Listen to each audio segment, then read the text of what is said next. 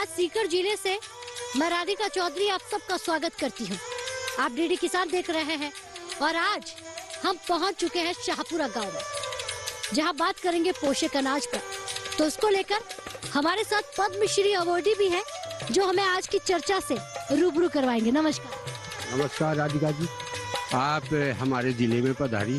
DD किसान team हम सबका स्वागत करते हैं और बहुत अच्छा आपने किया जो आपने हमें देखा, हमारे जो खेती संबंधी जितने भी कार्यक्रम हैं उनको देखा, सराहा, और ये सब आपके सामने है। मोटे अनाज की हम खेती कर रहे हैं।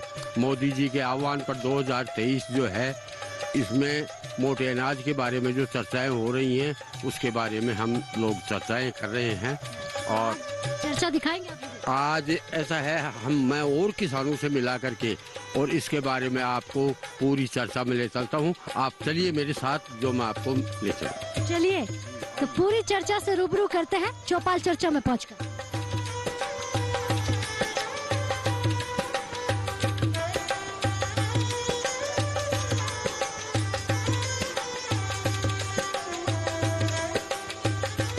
तो ये राम राम राजस्थान की धरती के सीकर से हो रहा है और ये राम राम शाहपुरा गांव से हो रहा है। जोरदार तालियां एक बार अपने आप के लिए। और आज की चौपाल चर्चा अंतर्राष्ट्रीय मिलेट्स 2023 पोषक अनाज, जिस पर पूरा हिंदुस्तान बात कर रहा है। आज उस पर चर्चा करने के लिए पद्मश्री अवार्डी भी हमारे साथ है, अधिकारी भी हमारे साथ है और तमाम किसान और किसान महिलाएं भी हमारे साथ हैं। तो चर्चा को आगे बढ़ाते हैं कि पोषक अनाज, क्या हमारा जो राजस्थान अनाज उगाता है, उस अनाज की जो चर्चा हो रही है उसकी जानकारी किसान भाइयों को कितनी है। राम राम जी, खड़े होइए। मेरा नाम जगदीश प्रसाद पारीक है और मैं राजस्थान के सीकर जिले का रहने वाला किसान हूँ। 2019 में मोदी जी ने मुझे पद्मश्री अवार्ड दिया था। उससे पहले मैं कई राष्ट्रपति अवार्ड या कई स्टेट अवार्ड ले चुका और मैं जैविक खेती करता आ रहा हूँ और जैविक खेती की तरफ मेरा विशेष ध्यान है। जैविक खेती के अलावा दूरदर्शन के माध्यम से, आकाशवाणी के माध्यम से गाँवों में लगने वाली चौपालें और मेले और किसान गोष्ठियाँ और स्कूलों में जाकर के पढ़ने वाले बच्चों को मैं जैविक खेती और मोटा अनाज जो हमारा लुप्त हो रहा है, लोग मोटे अनाज को छोड़कर गेहूं की ओर भग रहे हैं और उनसे होने वाली बीमारियों के बारे में उन अनभिज्ञता है, तो इन सब को बताते हुए मैं ये कार्य कर रहा हूँ। क्योंकि मेरा उम्र 75 वर्ष की हो गई है, उससे आगे मैंने ये संकल्प ले रखा है, आगे का जो जीवन मेरा होगा वो ऐसा ही होगा जो मैंने पूर्व में बताया। अगर हम बात पोषक अनाज की करें तो मोटा अनाज की क्या जानकारी आप हमारे किसान भाइयों को देना चाहेंगे। देखो, 1960 से पहले तो हमारे राजस्थान में मोटा अनाज जैसे बाजरा था, मक्का, जौ, और ये चौड़ा, दाल में चौड़ा है, मोठ है, चना है, ये सब चीजें होती थी। गेहूं इतना प्रचलन में नहीं था। 2 बीघा जो गेहूं बोते और वो भी केवल हम त्योहार के दिन ही उनको प्रयोग में लेते, बाकी नहीं खाते। लेकिन आज ये इतना प्रचलन में आ गया, लोग जौ को नहीं खा रहे हैं, बाजरे से दूर भग रहे हैं, मक्का नहीं खा रहे हैं और ऐसी स्थिति आ गई। और इन स्थितियों के चलते ही आज हमारे मानव शरीर में इतनी तरह की बीमारियां हो रही हैं, जो हर घर में कोई न कोई तो बीमार मिलता है और बीमारियां भी लंबी चल रही हैं, उससे हर किसान वर्ग परेशान है। तो और भी हमारे किसान भाई हैं, उनसे भी मैं जानना चाहूंगी। जी राम राम साहब। राम राम जी, राम राम कैसे जी। हैं आप? मैं सुवालाल खोकर स्वस्थ हूँ और आपका इस शाहपुरा ग्राम की चौपाल के अंदर स्वागत और सत्कार और आदर करता हूँ। आदर तो हम भी आज आपका करेंगे कि आपका उगाया हुआ मोटा अनाज बाजरा पूरे हिंदुस्तान में जा रहा है। हम पुराने परंपरागत जो खेती थी उसको छोड़ करके अब आज इस समय यहाँ पहुँच गए कि सारी बीमारियों का घर हमने कर लिया। बाजरा एक ऐसा चीज है जो जिसमें बहुत बड़ी स्टेमिना, उत्तेजना और पोषक तत्व होते हैं, उसको परंपरागत खेती को छोड़ करके और गेहूं की तरफ बढ़े, जिसका कारण है कि शरीर में नाना प्रकार की बीमारियां, नाना प्रकार की व्याधियां ये उत्पन्न हुई। ये इसी का मूल कारण है, क्योंकि बाजरा है वो बड़ा पोषक है और बाजरा मतलब राजस्थान में बहुत पहले से पुराना प्रचलन में चलता आया है। इसकी राबड़ी, इसकी खिचड़ी, ये मतलब है इतनी स्वादिष्ट और इतनी आनंददायक होती थी, जिसको लोग बीमारियां शरीर में आती नहीं थी किसी भी प्रकार की। और सबसे ज्यादा तो बाजरे में स्टेमिना बहुत तगड़ी है, इसमें पोषक तत्वों की कोई कमी नहीं है। और अगर बाजरे का सेवन करें, हम बहुत पहले से करते आए हैं, तो हमारे जो पूर्वज थे उनमें किसी प्रकार की कोई बीमारी या किसी प्रकार का कोई रोग उनमें नहीं होता था, व्याप्त नहीं होता था। लेकिन जैसे जैसे बाजरे को परित्याग किया, छोड़ा, तो ये बीमारियां नाना प्रकार की जो हैं वो शरीर में प्रवेश कर गई। परंपरागत खेती को हमें अपनाना चाहिए, मोटे अनाज को पैदावार और प्रोडक्शन करना चाहिए। कैसे हैं आप? बहुत ठीक है। बहुत ठीक है। और ये बाजरा हमारी माँ और दादी बनाती तो भी वक्त में 10 मीटर परे भी खिचड़ी उछलती बनाती, तो अति ताकत है बाजरा में। अब लोग बाजरा को छोड़ दिया तो हर आदमी के मायने ताकत भी कम होगी।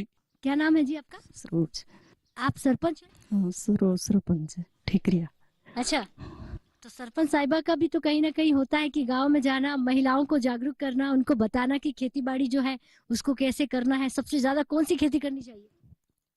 बाजरो, मूंग, मोट, चिवड़ा सब कुछ करना चाहिए। चलिए। ये बाजरा की खानी चाहिए। खेती करती है आप? करती हूँ। कौन सी खेती करती बाजरा, ज्वार, मोट, मूंग। है?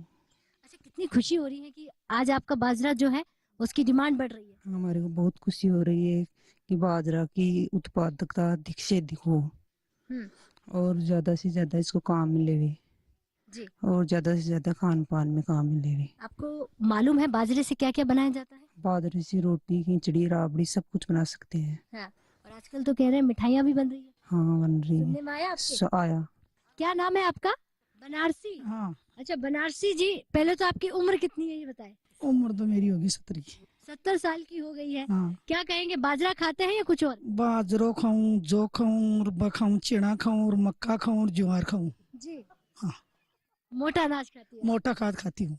क्या कहेंगे बाकी हमारे तमाम शहर वासियों को कि ज्यादा खान पान में क्या खाना चाहिए? के खाना पीने में बाजरो खाणो, मक्का खानी, ज्वार खानी, चिड़ू खाणो, जौ खाणो। आपके बारे में भी जानना चाहूंगी। नमस्कार।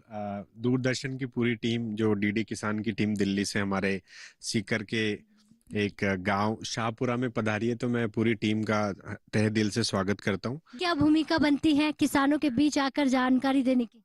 और मैं अपना परिचय दे दूं, मैं एमएल मीना, सहायक महाप्रबंधक नाबार्ड और एज ए डीडीएम सीकर यहाँ पर हूँ। जी जी। और राधिका जी, जैसे मोटा अनाज की बात चल रही है, हमारा जो मेन है मोटा अनाज, आपने देखा होगा कि कोविड जब हुआ था तो सब लोग शहरों से गांवों की तरफ भागे थे, है ना। एक आपने एक चीज नोट करी होगी कि सब लोग अपने गांव वापस आना चाहते थे।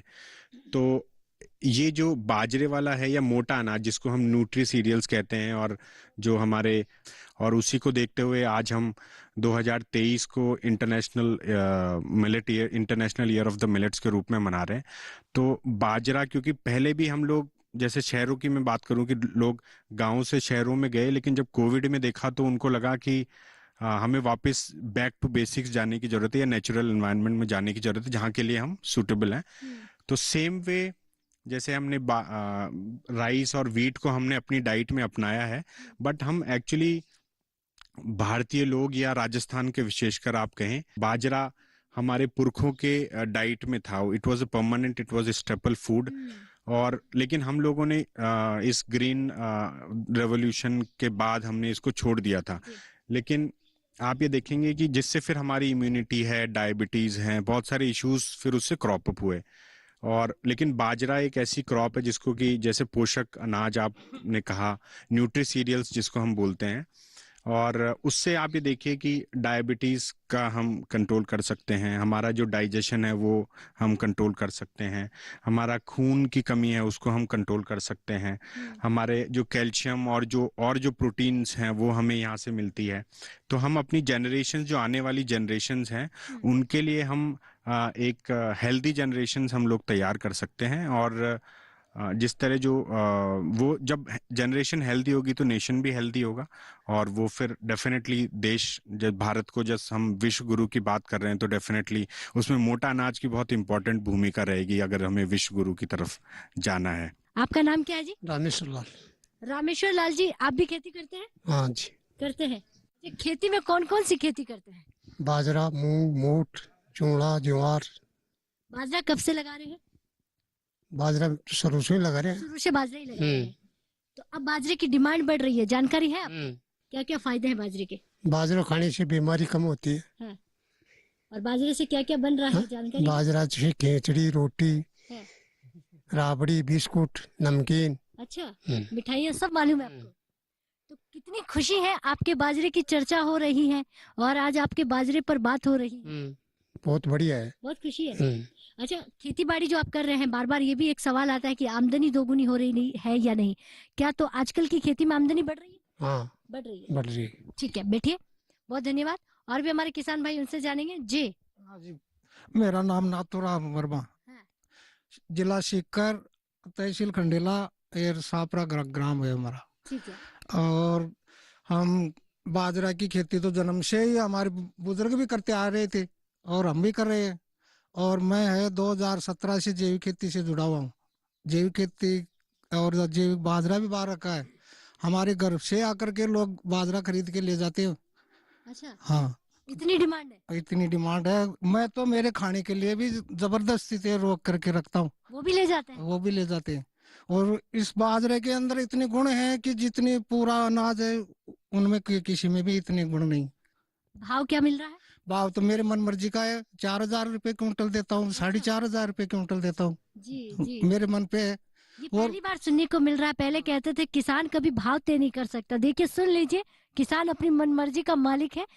खुद ने उगाया तो भाव भी खुद तय करेगा। हाँ, और मैं एक दवाई खाद कुछ नहीं देता हूँ। गोबर का खाद, केचुआ खाद, पंचामृत, काढ़ा गोमूत्र का, ये घर पे तैयार करके देता हूँ। जी जी। ये कीटों के लागने वाली दवाइयाँ ना बाजार में बैठे हैं ये किसान, यूरिया रासायनिक ये नहीं डालते? नहीं डालते हैं। जी, राम राम जी। राम राम जी, राधिका जी। क्या नाम है आपका? राम सिंह नाम है मेरा। कहीं ना कहीं ऐसा हो जाता है कि 2023 पूरा मोटे अनाज के नाम है, यानी कि आपने जो उगाया है उसके नाम। कितनी खुशी है? बहुत बढ़िया खुशी है, बहुत बढ़िया है जी।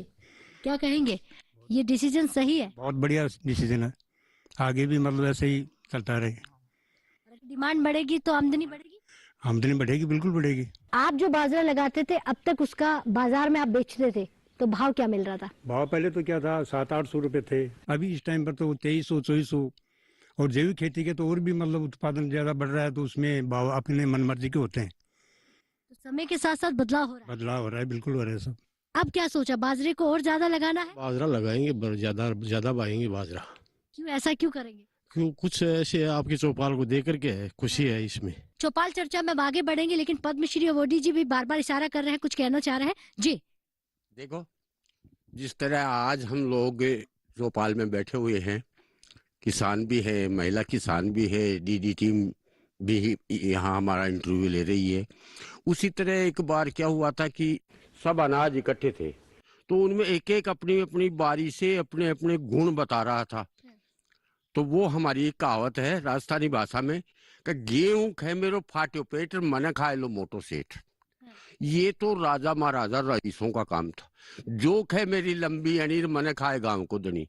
जो ने कहा कि मेरे को जागीरदार लोग हैं बड़े, वो खाते। बाजरो खे मैं गणू टेक लो और ऊखड़ मूसल बीच लड़ू एक लो। ये ताकत बाजरे में ही है, जो ऊपर से इतनी चोटें लगती हैं और उनको सहन करके फिर भी पेट भरता है। मतलब ताकतवर अनाज सब में ज्यादा ये है। चावल कह मेरो धोड़ो धान, आया गया को। चावल का रंग सफेद होता है और वो हमारे पहले परंपरा से ही जो मेहमान घर में आते हैं, बहन के भाई है, ससुराल में जवाई है या कोई बड़ा आदमी जब आता तो चावल बनाते। तो वो केवल नमूने के लिए है, पेट भरने के लिए नहीं। और चौड़ा, मक्का चौड़ा, तो चौड़ा कहे मेरी लंबी फड़ी, मेरा फूल गुलाब की कली। सबसे अच्छा फूल आता है चौड़े का, लेकिन 6 महीने मुझे खाए उसके फूल गंगा जी जाए। मतलब वायु ना सकता चौड़ा। बाकी सब जो अनाज हैं उनमें सबसे श्रेष्ठ है बाजरा। अब एक विशेष बात मैं ये बता रहा हूँ, बाजरा, मक्का, ये जितने भी मोटे अनाज हैं उनमें एक विशेषता होती है, गेहूं में एयर रूट्स नहीं होती है। जब बाजरा का पेड़ है वो 20 फीट तक 15 फीट तक ऊपर बढ़ जाता है तो उसकी जो हर पेड़ी में जो हर गांठ होती है उस गांठ में से जड़ें निकलती है चारों तरफ से, एयर रूट्स जिसको कहते हैं, हवाई जड़।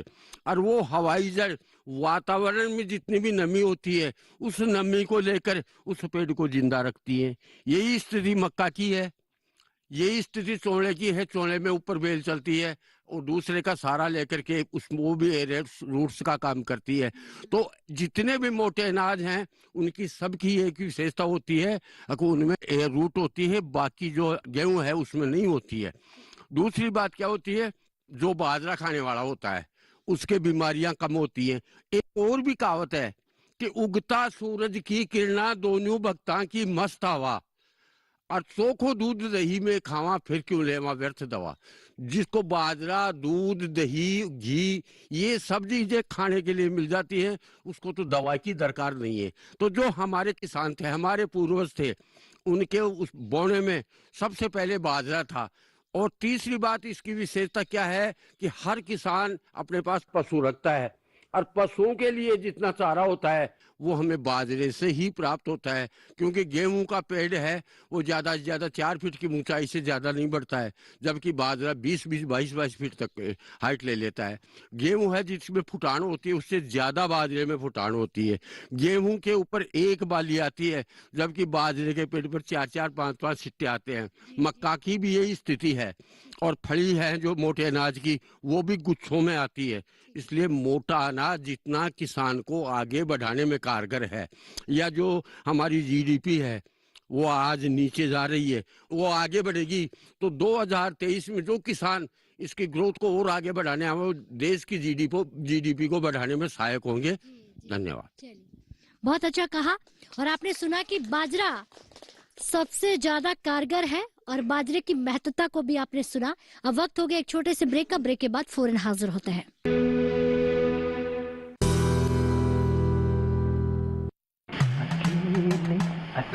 अरे वाह भैया, अकेले अकेले। अरे तू भी ले, पर खाएगा कैसे? मैं ऑर्गेनिक खेती की बात कर रहा रे बेटे। अकेले अकेले खेती कब तक करेगा? मतलब गांव में 20-25 किसानों का समूह बना के पंजीकरण करवा ले, फिर सरकारी ट्रेनिंग भी मिलेगी और मुफ्त जैविक बीज खाद भी।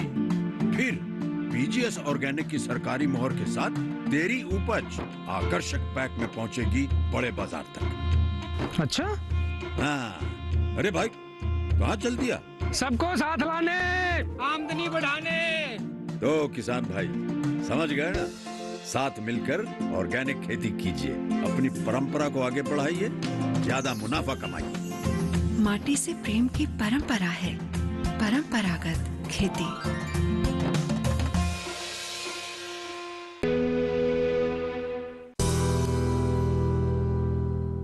ब्रेक के बाद बहुत स्वागत। चर्चा को आगे बढ़ाते हैं। राजस्थान जिला सीकर से ये चर्चा चल रही है जी।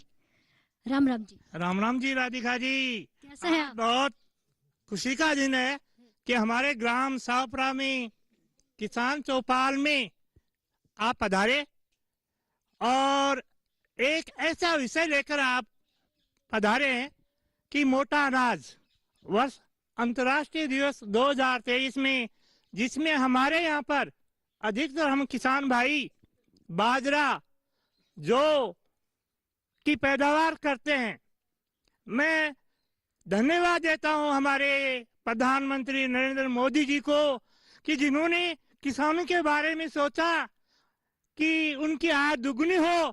इसके बारे में मैं बहुत ही आभारी हूँ उनका कि गत वर्ष हमने बाजरा बाजार में है वो 1200 रुपये में बेचा था और इस वर्ष हम वही बाजरा 2300 रुपये में बेच रहे हैं। जो गत वर्ष हमने है वो 1700-1800 रुपये में बेचा था और इस साल जो पिछली जो सीजन में है जो 3200 रुपये में बेचा है। ये नीति जो मोदी जी की है किसानों के लिए, ये ऐसी नीति आगे बढ़ाएं। और इसी के साथ धन्यवाद मोदी जी को। हर किसान को यही सलाह देना चाहता हूँ कि अधिक से अधिक मोटे अनाज में भी, बाजरा में भी वो देसी बाजरा है वो हम ज्यादा अपनाएं, जिससे है वो हम सब परिवार के और गांव के लोग हैं खुशी रह सकें, स्वस्थ रह सकें, निरोगी काया है रहे। यही मोदी जी की क्या बात। आपसे भी जानना चाहूंगी जी, क्या नाम है? नमस्कार राधी जी, मेरा नाम है राजेश चौरान। 1000 किसानों का अपना टारगेट है। लगभग 500 किसान जो अभी हमने जोड़ लिए हैं। 500 किसान जोड़ के हम किसानों के साथ काम कर रहे हैं। तो इस बार क्या बाजरे के लिए भी हम काम करेंगे। किसानों से जो बाजरा ये पैदा करते हैं, ये बाजरा इनसे खरीद के ग्रेडिंग करके बाद में हम अच्छे भाव में कंपनियों को बेचेंगे, क्योंकि बाजरे के कई उपयोग हैं, जैसे कि बिस्किट वगैरह बनाना है, मिठाई बनाना है। घरेलू यूज के अलावा जो मार्केटिंग के जो यूज हैं वो भी काफी यूज हैं। तो हम चाह रहे हैं कि किसानों का जो बाजरे का भाव है वो कहीं और ज्यादा मिले, और उनको जो भाव ज्यादा मिलेगा तो ये बाजरे का जो है वो खेती भी ज्यादा करेंगे और अच्छे से करेंगे। तो इनसे जो बाजरा पैदा होगा उनकी ग्रेडिंग करके हम कंपनियों को देंगे, तो जो नॉर्मली ये मंडी के अंदर ले जाके जो बाजरा बेचते हैं उससे कहीं ज्यादा इनको भाव मिलेगा, और ये जो है बाजरा वो ज्यादा पैदावार करेंगे। क्या नाम है जी? सीताराम नाम है मेरा। और हमने यहाँ एक एफपीओ बनाया है किसानों का, जो मोदी जी की स्कीम है उसके अंतर्गत हमारे यहाँ 500 किसान जुड़ गए हैं। और अब की बार हमने एफपीओ के अंदर जो किसी कंपनी से एग्रीमेंट करके जो लिया है हमने, और वो किसानों को उपलब्ध कराया है, और जो वापिस हम ही एफपीओ के द्वारा खरीदेंगे तो किसानों को उसका बेनिफिट मिलेगा। बाजार भाव से वो एग्रीमेंट अधिक हुआ है। ठीक है। और इस माध्यम से हम अभी यहाँ चौपाल में इकट्ठे हैं, तो सभी किसानों को मैं बताना चाहूंगा कि अगली बार हमारी दुकान से और भी सामान हम खरीदेंगे, जो अनाज जो आपको लगाने हैं, और उनका आपको भाव ज्यादा मिलेगा। हम ही एफपीओ के द्वारा ही वो खरीदेंगे पूरा वापिस। नमस्ते राधिका जी, मेरा नाम मुकेश कुमार यादव है। हम मोटे अनाज के बारे में ही हम सोच रहे हैं। डीडीएम सर ने भी बोला था भाई मोटे अनाज में जैसे बाजरा है, तो हम बाजरे में हम सभी किसान इकट्ठे होकर एफपीओ बनाया है। उसी एफपीओ में हम बाजरे से अपना खुद का प्रोडक्शन तो भाई हो रहा ही है, हम उससे कोई भी नई चीज बना के, जैसे बिस्कुट बनाने हैं और जैसे कोई भी मिठाई बनानी है बाजरे से, वो भी हम तैयारी कर रहे हैं और उसके बारे में सोच रहे हैं, जिससे हमें और भी ज्यादा बेनिफिट हुए। आपका नाम जी? नमस्ते जी, हरपुल पूनिया बोल रहा हूँ। क्या कहेंगे, बाजरे की जानकारी रखते हैं? बिल्कुल क्योंकि बिल्कुल बाजरे की बात इसलिए कर रहे हैं, राजस्थान में बाजरा ज्यादा होता है। बिल्कुल। और आपने आज और भी अच्छा बताया कि इनमें मिठाइयाँ वगैरह बिस्कुट वगैरह बाजरे से बनते, तो और ज्यादा बोएंगे हम लोग और बढ़िया और अच्छा पैदावार देंगे। और यहाँ तक पहुँचना सार्थक हो गया जी। नमस्कार राधिका जी, मेरा नाम डॉक्टर मुकेश कुमार है। मैं पेशे से पशु चिकित्सक हूँ, और मनुष्य में तो बाजरे की आपको पता, अब सबको बता ही दिया गया है कि बाजरा बहुत पौष्टिक आहार है। जो सर्दियों के अंदर बाजरे की रोटियां, खिचड़ी, ये दलिया वगैरह खाया जाता है। इसलिए ज़्यादा से ज़्यादा किसान भाई हमारे क्षेत्र में बाजरा उगाते हैं, जिसमें मनुष्य के अलावा पशु भी खाते हैं उस चीज़ को। पशुओं में भी सर्दियों के अंदर बाजरा खिलाया जाता है और उसके चारे के रूप में उसका उपयोग होता है। अब आपसे इजाजत चाहेंगे कि मोटा अनाज जिसकी जागरूकता को लेकर कहीं न कहीं एक छोटी सी चिंता थी कि राजस्थान का किसान बाजरा बोता है, मोटा अनाज लगाता है, जागरूक है या नहीं। यहाँ आकर पता चलता है कि तस्वीर जो है वो धुंधली नहीं, बहुत खूबसूरत है। किसान हमसे भी 2 कदम आगे है। वो बनाता भी नहीं है, बना के आगे क्या कुछ करना है, और बाजरे से कितनी सारी मिठाइयाँ, कितनी सारी चीजें बनती है, वो हमने आपको दिखाई यहीं के गांव में। और कितनी सारी जानकारी हमारा किसान रखता है। इजाजत दीजिए, एक और गांव पहुंचते हैं और जानकारी देंगे, लेकिन राजस्थान से ही देंगे। तब तक के लिए नमस्कार।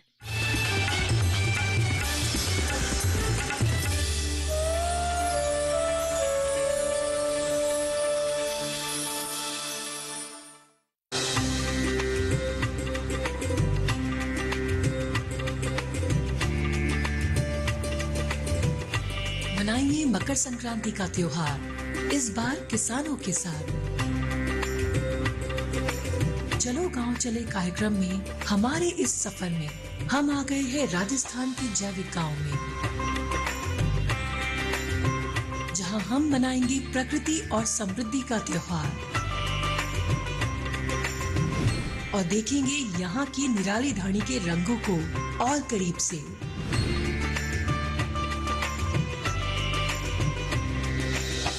देखना ना भूले मकर संक्रांति स्पेशल चलो गांव चले, इस बार शनिवार रात 8:30 बजे और रविवार रात 8:30 बजे सिर्फ दूरदर्शन किसान पर।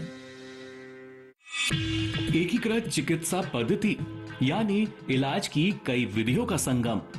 क्या है ये पद्धति, कितनी है असरदार, जानने के लिए देखिए स्वस्थ किसान, एकीकृत चिकित्सा पद्धति की उपयोगिता और समाधान इस शनिवार शाम 6 से 7 बजे डीडी किसान पर। ये है खासी माउंटेन और यहाँ के रहने वाले खासी लोग, their king is known as Siem. Khasi mountains को काट कर रोड बनाएगा, सड़क बनाकर हम ही से कर वसूलेंगे। इतना बड़ा घात उन्होंने अब तक हमारा आतिथ्य देखा है, अब हमारा साहस और शौर्य देखेंगे।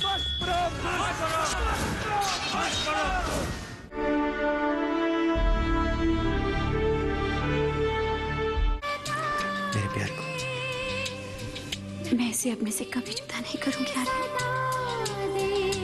देखोगे भी कैसे रमाकांत, क्योंकि तुम जैसे छोटे लोग अपनी सारी जिंदगी ये सपना देखते देखते गुजार देते हो कि दूसरों की दौलत कैसे हासिल की जाती है।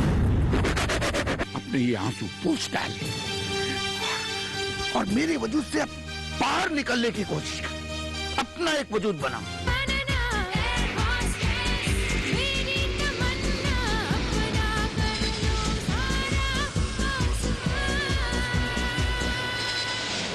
पवित्र संगम नदी के किनारे आज दूरदर्शन की टीम भी आस्था की डुबकी लगाने के लिए पहुंच चुकी है।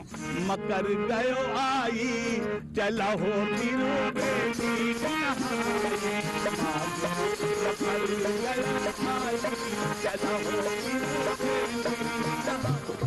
सूरज देव के कृपा सबका ऊपर छा गइल हो, मकर संक्रांति पर्व आ गइल हो। आज किसानों के लिए क्या महिमाएं आपने तैयार कर रखी है इस गाने के माध्यम से। देशवा के होए हमरे शान, मोर किसनवा भैया। देशवा के होए हमरे शान, मोर किसनवा भैया। गंगा तीरे मकर संक्रांति शनिवार सुबह 9 बजे और दोपहर 3 बजे, रविवार सुबह 9 बजे और दोपहर 3 बजे। On our Republic Day, as India comes together in all its beauty, diversity and strength to celebrate with pride, joy and reverence. Come, join us for the live telecast as the tricolour flutters in our hearts, homes and hopes on the 26th of January, only on Doordarshan.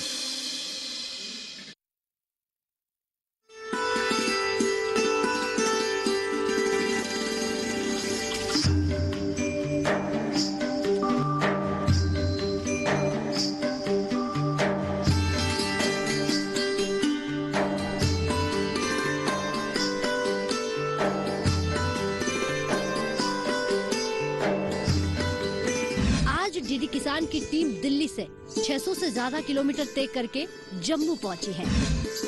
कोई खाद पानी, die पानी, फिर गोबर पाना तो ये अच्छा होता है फसल में। आपका चैनल का शुक्रिया अदा करता हूँ, आप हमारे भद्रवा में हैं। लाभ हो रहा, मेहनत हो रही, जो मशीनरी का युग आ गया। जैसी जैसी खेती होती है, जैसा जैसा बीज लगाया जाता है।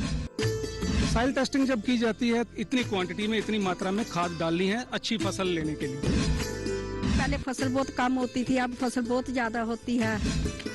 किसानों तक सुपर सीडर पहुंचाना है। कम्युनिटी बेस पे ये प्रोवाइड कर सकते हैं। DBD 222 है, 3086 है, ये गेहूं के जो मेन भी हैं, ये यही तैयार होते हैं यहाँ से। जम्मू से देखिए चौपाल चर्चा सोमवार से शुक्रवार सुबह 9 बजे, पुनः प्रसारण रात 9:30 बजे।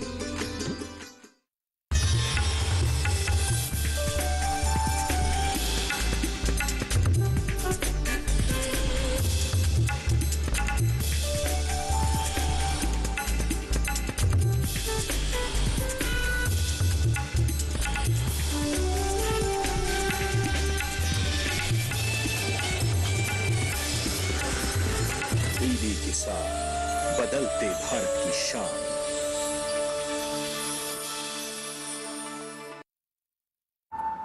पेमेंट फेल,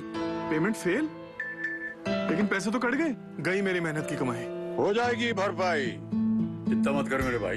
अगर डिजिटल ट्रांजैक्शन फेल हो जाए और अकाउंट से पैसे कट जाए तो बैंक समय से पैसे लौटा देगा, वरना कॉम्पनसेशन का है प्रावधान। नहीं तो आरबीआई के ओम्बुड्समैन को शिकायत करें आप या बिल। मेरी फीस। आरबीआई कहता है जानकार बनिए, सतर्क रहिए।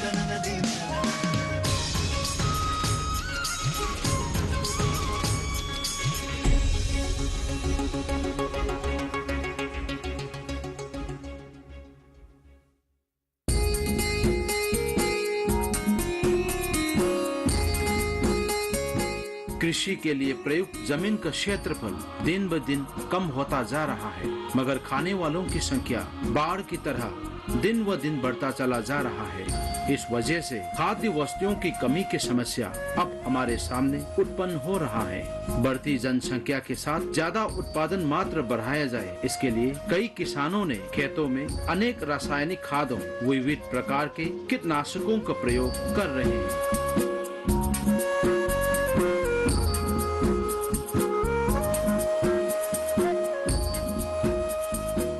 अधिक मात्रा में खाद का प्रयोग करके उत्पादित करने वाले खाद्य वस्तुओं का सेवन करने से हम मनुष्यों को अनेक रोगों का सामना करना पड़ता है। इस प्रकार संभावित खतरों से बचाव एवं किसानों की आमदनी बढ़ाने के उद्देश्य से चलाया गया एक प्रयोजन है mission organic for value chains development for north east.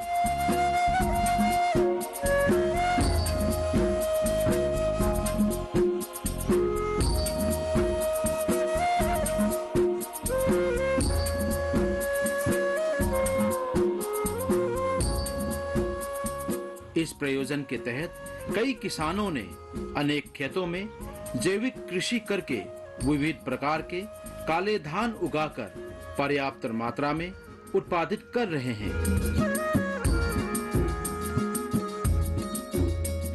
इस प्रयोजन को सफलतापूर्वक क्रियान्वित करने के लिए कृषि विभाग ने नोडल विभाग बनकर एवं ग्रीन फाउंडेशन द्वारा सर्विस प्रोवाइडर बनकर चुने गए अनेक किसानों के साथ एसआरआई की कृषि पद्धति का प्रयोग करके काले धान को उगाने के अनेक कार्य किए गए।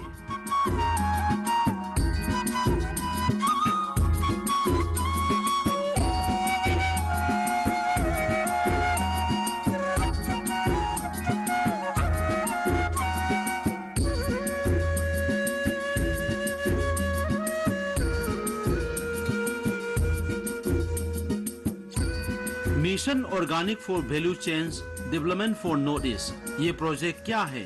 इस प्रोजेक्ट को काम में बदलने के लिए एक नोडल विभाग के तौर पर कृषि विभाग ने क्या जिम्मेदारी ली है, इस विषय पर इस विभाग के विशेषज्ञ के.एस. निमाईचांद ने डीडी किसान के संवाददाताओं को अनेक बातें बताई। मिशन ऑर्गेनिक वैल्यू चेन्स काले धान को जैविक तरीके से उत्पादित करने में हमारे कृषि विभाग नोडल ऑफिसर के तौर पर काम कर रहे हैं और इसके तहत सर्विस प्रोवाइडर यानी सेवा वितरक के तौर पर ग्रीन फाउंडेशन को रखा है। काले धान को जैविक तरीके से उत्पादित करने में ग्रीन फाउंडेशन को क्या करना है कि ये कृषि का कार्य कहाँ किस स्थान में करना उचित रहेगा, किसान का चयन भी वे करते हैं। इस स्थान चयन के लिए हम लोग इनको कुछ मार्गदर्शक देते हैं। उस मार्गदर्शन में ये निर्देशित किया जाता है कि जितना हो सके ये अन्य प्रकार के पौधों से दूर रहे ताकि रासायनिक दवा या खाद्य जो अन्य पौधों पर प्रयोग किया जाता है वो पानी में घोलकर वहां तक ना पहुंचे।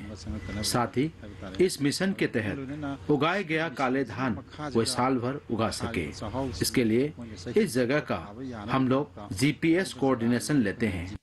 एक बार जीपीएस कोऑर्डिनेशन ले लिया तो दृढ़वान होना पड़ेगा। इसके बाद हम लोग इसको इपिदा को भेजेंगे, इसका पंजीकरण किया जाएगा। इसके बाद इनको पंजीकृत किसान के रूप में पहचाना जाएगा। इसके बाद इस वर्ष ये उगाया, पहले वर्ष कोई और प्रकार का उत्पादन उत्पादन कर लिया। ऐसा तो बिल्कुल नहीं हो सकता। अगर वे सचमुच इस क्षेत्र में आगे बढ़ना चाहते हैं तो इस उसूल को रख कर चलना पड़ेगा। यही हमारी और ग्रीन फाउंडेशन के बीच का संबंध है। काले धान मणिपुर में अज्ञात काल से उगाते आ रहे एक विशेष प्रकार के धान है। काले धान, जो अंग्रेजी में एरोमेटिक ब्लैक राइस कहते हैं, इस प्रकार के धान बहुत समय पहले से एशिया के ज्यादातर हिस्सों में प्रयुक्त होते आए हैं। पहले ये धान बहुत कीमती प्रकार का एक धान होने के नाते देश के उच्च पदवियों के खाने के लिए ही उगाए जाने की अनेक कहानियां अनेक किताबों में पाया जाता है।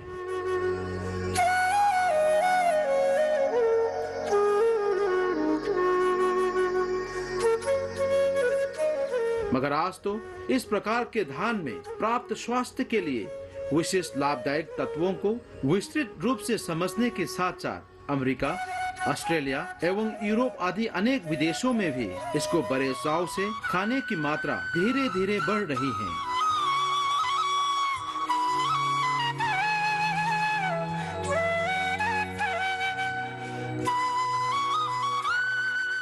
विश्व भर में पाए जाने वाले इस प्रकार के धानों में मणिपुर में पाए जाने वाले काले धान यानी चाहाओ अमुबी एवं चाहाओ पोरेतोन, इन दो प्रकार के धानों के स्वाद एवं खाद्य विशेषताएं ज्यादा होती हैं, ऐसा भी मानना है।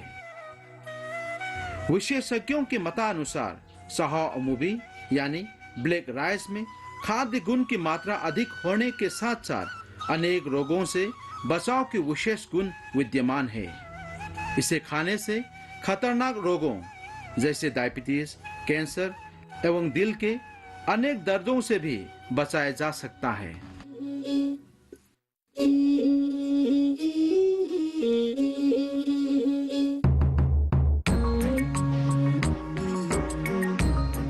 बहुत पहले समय से मणिपुर में इस काले धान को विशेष अवसरों पर अलग अलग पकवान बनाकर खाए जाते हैं एवं इस धान से बने केक लोग बड़े चाव से खाते हैं।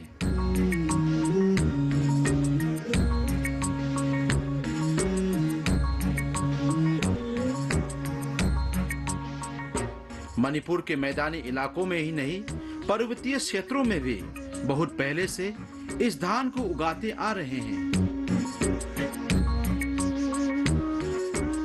अज्ञात काल से ही पर्वतीय क्षेत्रों में इस धान की खेती में किसी भी प्रकार के रासायनिक खादों के प्रयोग के बिना उगाने का प्रचलन है। सच पूछे तो मणिपुर में विशेष अवसरों पर काले धान का एक पकवान ना हो तो उसको अपूर्ण माना जाता है। इस विशेष धान के विशेष गुणों को पहचानते हुए भारत सरकार ने भी अक्टूबर माह में आयोजित वर्ल्ड फूड डे पर इस धान का एक विशेष स्थान रखा है।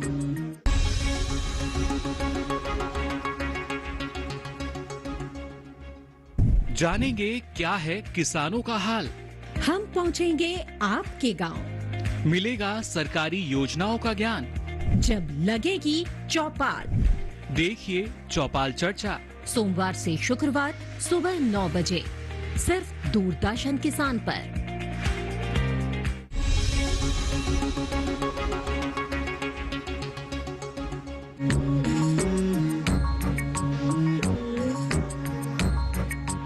एक समय में मणिपुर के हर किसान अपने खेतों में काले धान भले ही कम मात्रा में हो लेकिन उगाते जरूर थे, मगर धीरे धीरे वो प्रचलन लुप्त हो गई और काले धान उगाने वाले किसानों की संख्या अब बस कुछ गिने चुने ही रह गए हैं। फिर भी अब mission organic value chains development for north east India के तहत कई किसानों से जैविक कृषि करके काले धान का उत्पादन करवाकर किसानों की आमदनी बढ़ाने के साथ साथ विश्व भर के लोगों तक चाहाओ अमुबी और चाहाओ पोरेतोन को उपलब्ध करवाने का घोर प्रयास हो रहा है।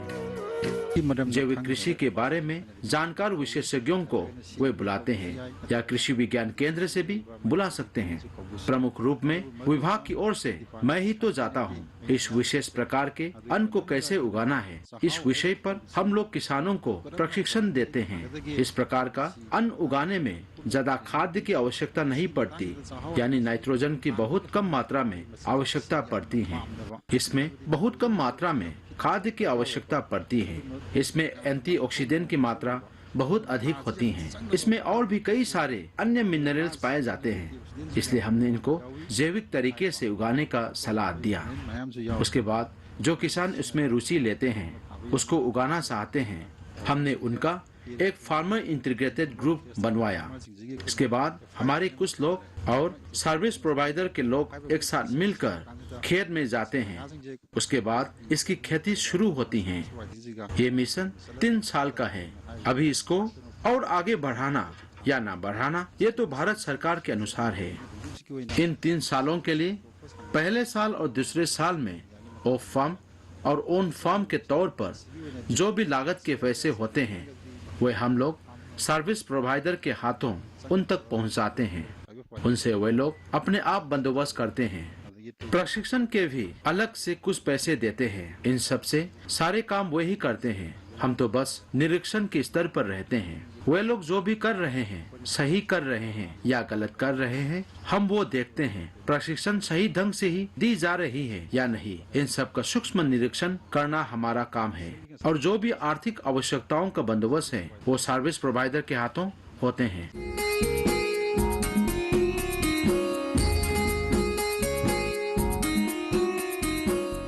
अगर हमारे देश भारत की बात की जाए तो मणिपुर में पाए जाने वाले काले धान का प्रकार ही सर्वश्रेष्ठ हैं।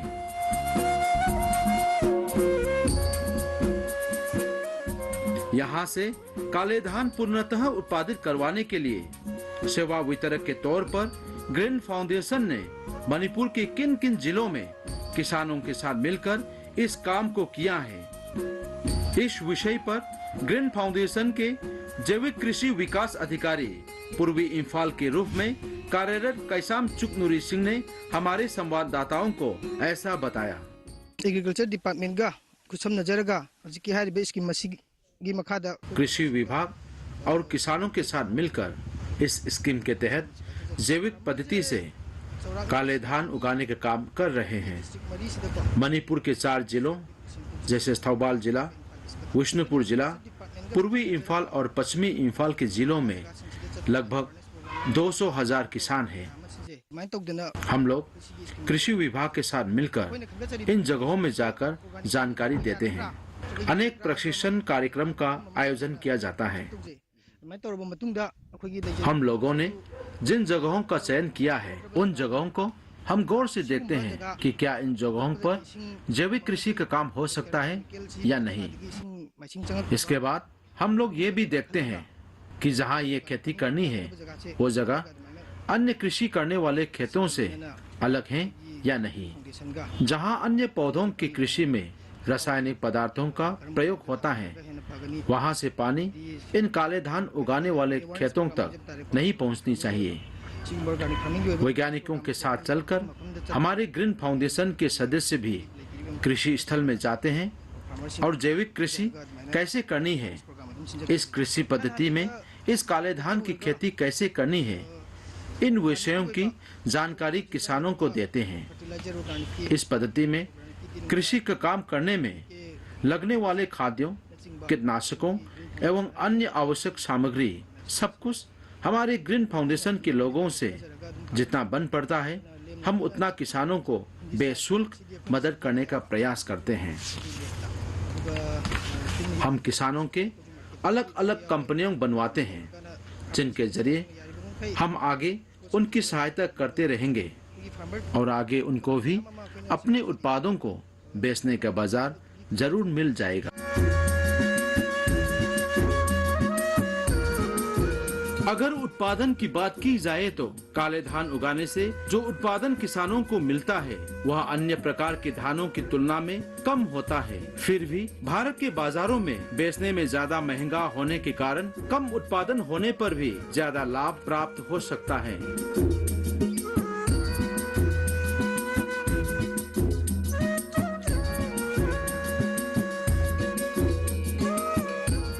ग्रीन फाउंडेशन ने भावी पीढ़ी के लिए जैविक कृषि करके काले धान को संपूर्ण रूप से पर्याप्त मात्रा में उगाने के लिए अनेक किसानों को कृषि संबंधित अनेक वस्तुएं बेशुल्क दिए जाते हैं। साथ ही काले धान उगाने के पौधे भी देते हैं। अच्छे कृषि पद्धतियों जैसे एसआरआई आदि के कृषि पद्धतियों से जैविक तौर पर उत्पादित काले धान को 50-50 रुपए प्रति किलो के हिसाब से ग्रीन फाउंडेशन ने खरीदा। इससे पहले से प्रचलित यानी रासायनिक खाद के अनेक प्रकारों, कीटनाशकों के अनेक प्रकार की अधिक मात्रा में प्रयोग करने का प्रचलन धीरे धीरे कम हो रहे हैं।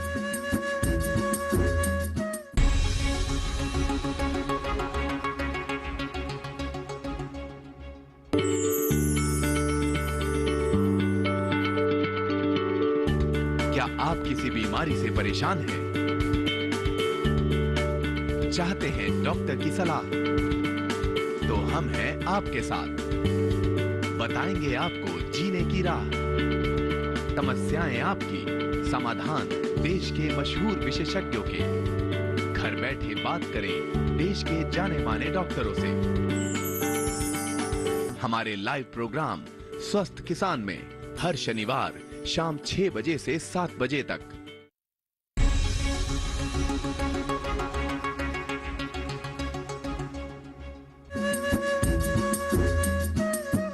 कृषि विभाग एवं ग्रीन फाउंडेशन के निर्देशन के तहत पिछले कुछ वर्षों से चाहाओ पोरेटोन को उत्पादन सफलता पूर्वक करने वाले किसानों में लमदेंग अवांग लेकाई से लोकेन असेम भी एक है। इस किसान ने मन लगाकर 1 एकड़ की जमीन पर एसआरआई पद्धति को अपनाते हुए काले धान को उगाया है। पिछले वर्षों में इस किसान ने काले धान उगाने का पूर्ण लाभ प्राप्त किया। एसआरआई के कृषि पद्धति से पशुओं के मल आदि, गाय के पेशाब आदि को खाद के तौर पर प्रयोग करके विस्तृत रूप से काले धान की खेती करने के अनेक लाभों के बारे में इस किसान ने हमारे संवाददाताओं को अनेक बातें बताई। मैंने कृषि विभाग और ग्रीन फाउंडेशन के साथ मिलकर ये काम किया है। मैंने आधे एकड़ की जमीन में लगभग 4 केजी बीज उगाया है। पहले मैं ड्रम तथा अनेक विविध प्रकारों के धान की फसल उगाता था, पर विभाग की ओर से विशेषज्ञों ने आकर मुझसे इस काले धान की फसल की खेती करने को कहा। तभी से इस फसल की खेती मैंने करना शुरू किया। पहले जब ड्रम उगाता था तो धान के 25 बोरे उत्पादित कर पाता था। पिछले साल 1000 केजी विभाग ने लिया, उसको प्रति किलो 50 रुपए के हिसाब से लिया था। उससे 40-45 हजार रुपए का फायदा हुआ। इसके पता चलते ही मैंने इस वर्ष 1 एकड़ की जमीन पर इस फसल की खेती शुरू की है। मैं लोगों से यही कहना चाहूँगा कि इस फसल के बोने में और कटाई में कम लोग लगते हैं, यानी इस फसल की लागत अन्य फसलों से बहुत कम होती है। प्रचलित कृषि पद्धति की तुलना में एसआरआई करके जैविक तरीकों से काले धान उगाने से अनेक किसानों को पैसे एवं मेहनत की लागत कम करवा दी है और अनेक किसानों को अनेक लाभ भी दी हैं। फिलहाल अभी लमदेंग में लगभग कुल 80 किसानों ने मिलकर काले धान उगाए हैं। बेचने की सुविधा हो तो ज्यादा विस्तृत तौर पर खेती करने की अनेक इच्छा प्रकट करते हुए अगले वर्ष आधे एकड़ की जमीन से 27 से 28 बोरियां उत्पादित करने की इच्छा प्रकट की है।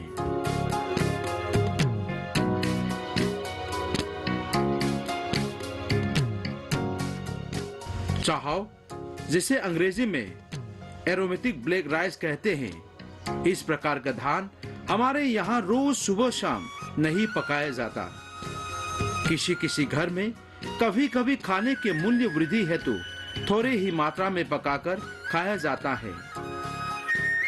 अपने खेत में से जितने इस धान की उत्पादन होती है उसमें से 20 या 30 बोरियां तत्काल ही नहीं बेच सकते। इसमें किसानों को काफी मुश्किलों का सामना करना पड़ता है। किसानों द्वारा उत्पादित काले धान के उत्पादों को तत्काल ही बेचकर पैसों में जल्दी परिवर्तन हो जाए, इसके लिए बाहर के अनेक फार्मों के साथ समझौता भी हो रहा है। साथ ही ई ऑक्शन में भी पंजीकृत किया जा चुका है। इसमें अगर बाहर से मांग आए तो टेंडर करके हम लोग काले धान को ऊंचे दामों में बेच सकते हैं। मगर मुश्किल तो ये है कि हमारे किसानों ने सरकार की मदद से काले धान तो उगा लिया, लेकिन जब ये मदद नहीं मिलेगी तो क्या इस फसल से खेती छोड़ देंगे? ये एक बहुत बड़ी प्रश्न है। काले धान उगाने की लाभों को पहचानते हुए लंबे अरसे तक लगातार काले धान उगाने के अनेक प्रयोजनों को अपनाना अनिवार्य है। मणिपुर में हो रहे काले धान का उत्पादन अब तक तो बाहर के स्थानों में विस्तृत रूप में भेजकर बेचने का काम नहीं हो रहा है, मगर ग्रीन फाउंडेशन की ओर से बाहर के अनेक खरीदारों को खोजकर उनसे संपर्क करने का लगातार प्रयास हो रहा है। अभी तो ऑर्गेनिक उत्पाद बहुत पसंद किए जाते हैं। केवल हमारे राज्य मणिपुर में ही नहीं, बाहर भी इसकी काफी मांग है। बाहर से अलग अलग सवाल हमसे पूछे गए। उन लोगों का मानना है कि चाय बनाते समय इस धान को कूटकर चाय में अगर मिलाया जाए तो इस काले धान की जो सुगंध है वो चाय में आ सकती है। कई सारे ऑर्गेनिक चाय उत्पादित हो रहे हैं, उनमें काले धान को भी मिलाकर इसकी मूल्य वृद्धि करने के लिए इसकी मांग तानुंग की मात्रा में की गई है। फिर भी इसकी गुण कैसे सुरक्षित रखना है, इसके बारे में थोड़ी गहरी अनुसंधान की खोज की कमी है हमारी। यानी इसको चावल रूप में कूट कर भेजने में कितने दिनों तक इसको सुरक्षित रख सकते हैं, इसके बारे में हमें और गहरी खोज की आवश्यकता है। एक खुशखबरी ये है कि ग्रीन फाउंडेशन के सहायक निदेशक ने मुझे ये बताया कि ICAR में इस फसल की वायबिलिटी, इसको कितने लंबे समय तक सुरक्षित रख सकते हैं, इस विषय पर खोज करने के लिए इस फसल के कुछ सैंपल ICAR लंपेल से मंगवाए गए। इस प्रकार इसकी क्वालिटी को एडजस्ट करने के बाद बाहर भेजेंगे तो आराम से कई व्यापारी मिलेंगे। काले धान, जिसे मणिपुरी में चाहाव कहते हैं और अंग्रेजी में ब्लैक एरोमेटिक सेंटेंस राइस कहते हैं, इसका रंग काला होता है और ये एक सुगंधित धान है। इस स्कीम के तहत हमने 2 प्रकार के काले धान किसानों से उगवाए हैं। एक है चाहाव पोरेतोन और दूसरा है चाहाव अमूबी। ये किसानों की इच्छा अनुसार उगवाए जाते हैं। कोई कहता है कि जो अमूबी है ज्यादा स्वादिष्ट होता है, तो कोई कहता है पोरेतोन ज्यादा स्वादिष्ट होता है। धान के रूप में थोड़ा तो अंतर है। चाहाव अमूबी ज्यादा गहरे काले रंग का होता है और पोरेतोन जो है थोड़े कम गहरे काले रंग का होता है। हमने केवल इन 2 प्रकारों को लिया है। काले धान के रूप में अनेक प्रकार पाए जाते हैं, लेकिन हमने तो केवल इन 2 प्रकार के धानों के सैंपल बाहर भेजकर इस पर प्रयोग किया है।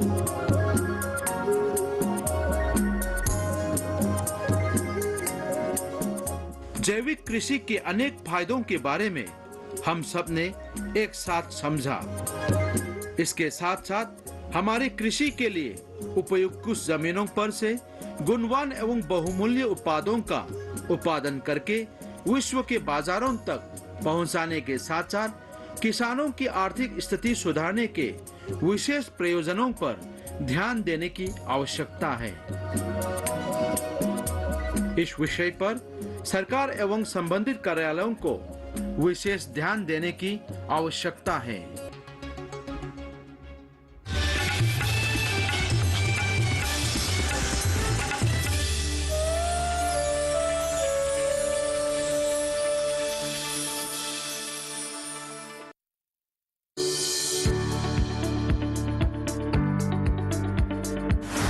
और पशुपालन है एक दूसरे के पूरक। घर आंगन से लेकर व्यावसायिक फार्म तक, मुर्गी पालन से लेकर रेगिस्तान के जहाज तक।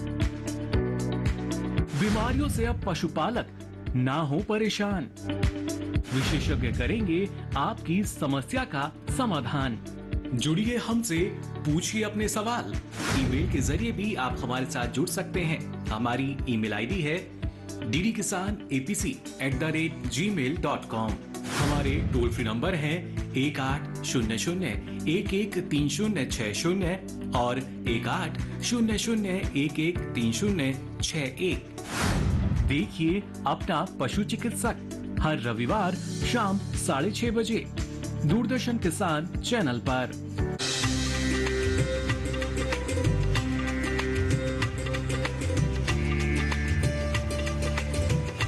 मनाइए मकर संक्रांति का त्योहार, इस बार किसानों के साथ। चलो गांव चले कार्यक्रम में हमारे इस सफर में हम आ गए हैं राजस्थान के जैविक गांव में, जहां हम मनाएंगे प्रकृति और समृद्धि का त्योहार और देखेंगे यहाँ की निराली धानी के रंगों को और करीब से।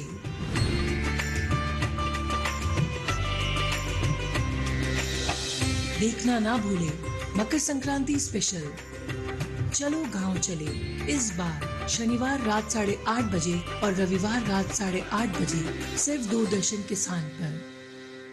पवित्र संगम नदी के किनारे आज दूरदर्शन की टीम भी आस्था की डुबकी लगाने के लिए पहुंच चुकी है। मकर गयो आई चला हो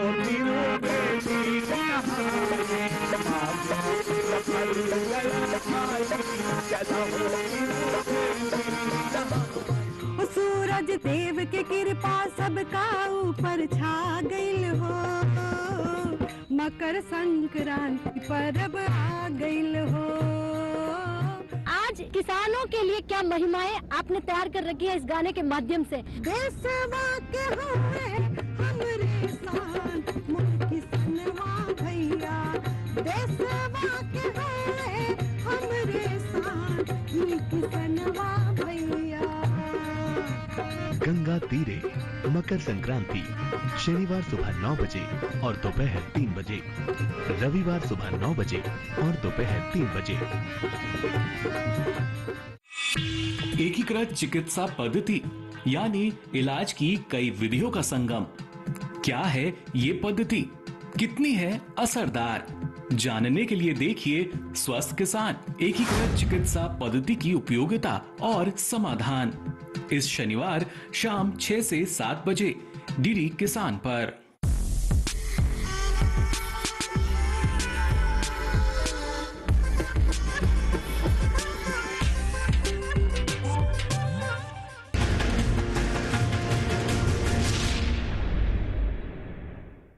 On our Republic Day, as India comes together in all its beauty, diversity and strength, to celebrate with pride, joy and reverence.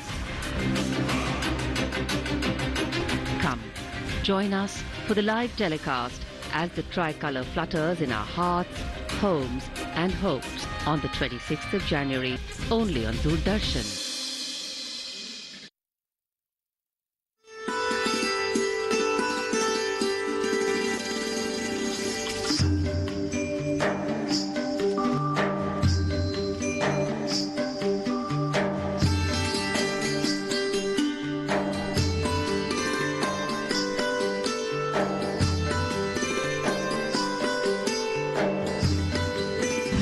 DD किसान की टीम दिल्ली से 600 से ज्यादा किलोमीटर तय करके जम्मू पहुंची है।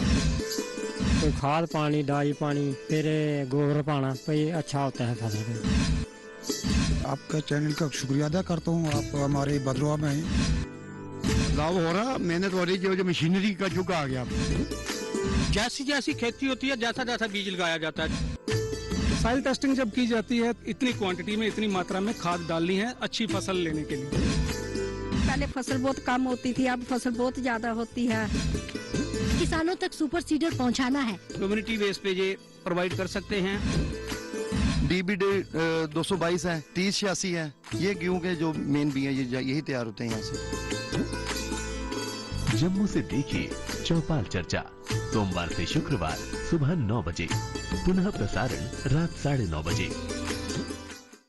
ये है खासी माउंटेन, और यहाँ के रहने वाले खासी लोग, their king is known as Siem. Khasi mountains को काट कर रोड बनाएगा। सड़क बनाकर हम ही से कर वसूलेंगे। इतना बड़ा घात उन्होंने अब तक हमारा आतिथ्य देखा है, अब हमारा साहस और शौर्य देखेंगे।